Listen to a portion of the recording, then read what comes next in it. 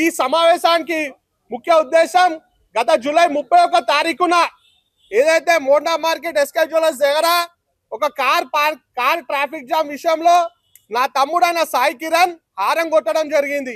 ఆ హారం కొట్టడంలో మాట పెరిగి ఎస్కే జ్యువెలర్స్, మీకు మరీ ముఖ్యంగా చెప్తున్నా, ఎస్కే జ్యువెలర్స్ కుటుంబ సభ్యులు వారిపై దాడి చేసి తిట్టడం జరిగింది. దాని తర్వాత సాయికి సపోర్టుగా వచ్చిన మా సాయి దాదా మరియు అరుణ్ గారిని కూడా కొట్టడం జరిగింది.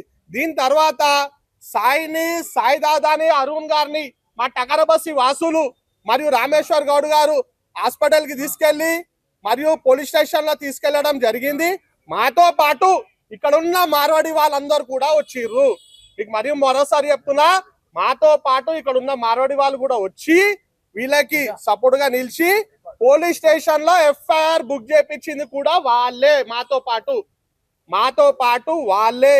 ఇప్పుడు ఎస్సీ సంఘాలు, బీసీ సంఘాలు నాయకులు అలాగే తెలంగాణ ప్రజలు ఏ విధంగా అయితే ఇలా వీడియో చూసి చాలా భావోద్వేగానికి గురయ్యారో, వాళ్ళు ఏ విధంగా అయితే మాకు అండగా నిలబడ్డారో, వారితో పాటు ఇక్కడున్న పాట్ మార్కెట్ లో మార్వాడి జ్యువెలర్స్ వాళ్ళు కూడా వీళ్ళకి అండగా నిలబడి ఇది జరిగింది తప్పు, ఒక వ్యక్తి చేసింది తప్పు, కానీ మేము సమాజం మొత్తం మీ వెంట ఉంటాం, మీ ఎంబడి ఉంటాం అని చెప్పి ఈ రోజు వీళ్ళకి అండగా నిలబడి క్షమాపణ కోరడం జరిగింది. ఈ క్షమాపణ కోరడం దేనికి? ఏదైతే బయట మార్వాడి సమాజ్ను వాళ్ళందరూ కలిసి మన ఎస్సీలు బీసీలపై దాడి చేసిరని చెప్పిర్రు, దానికి ఒక క్లారిటీ ఏంటంటే వీళ్ళంతా మాతోనే ఉన్నారు. మార్వాడి సంఘం అధ్యక్షుడు అశోక్ గారు, మరియు పారస్ భాయ్ గారు, శ్యామో గారు, వీళ్ళందరూ కూడా మాతో పాటు నిలబడి డే 1 నుంచి పోలీస్ స్టేషన్ నుంచి ఏదే విధంగా అయితే టకరబస్సి పెద్దలు ఉన్నారో, యాదన గాని, ధరమన గాని, శ్యామన గాని, వీళ్ళందరూ గాని ఏ విధంగా అయితే డే 1 నుంచి మాతో పాటు ఉన్నారో, అదే విధంగా వీళ్ళు కూడా మాతో పాటు ఉండి పోలీస్ స్టేషన్ లో ఎఫ్ఐఆర్ దర్జు చేపించి వాళ్ళకి అండగా నిలుస్తూ ఇక్కడ ఉన్న బస్సు వాళ్ళతోనూ ఉన్నారు.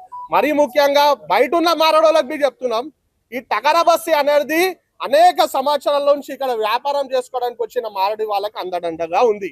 ఏ రోజు కూడా ఎవరిని డిస్టర్బ్ చేయలే, ఏ రోజు కూడా ఒక మాట అనలేదు. మేమంతా కలిసిమెలిసి ఉంటాం, రానున్న కాలంలో కూడా కలిసిమెలిసి ఉంటాం అని చెప్పే ఒక ఉదాహరణ ఈ ప్రెస్ మీట్.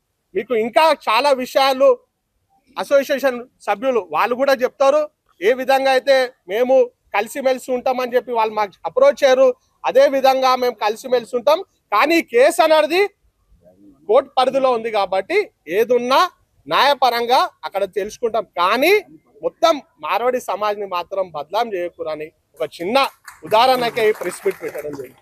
ఎందుకంటే బాధితులకు అండగా మనతో పాటు వాళ్ళు కూడా నిలబడ్డారు, మనతో పాటు పోలీస్ స్టేషన్కి వచ్చిర్రు, వాళ్ళు కూడా నిలబడ్డారు.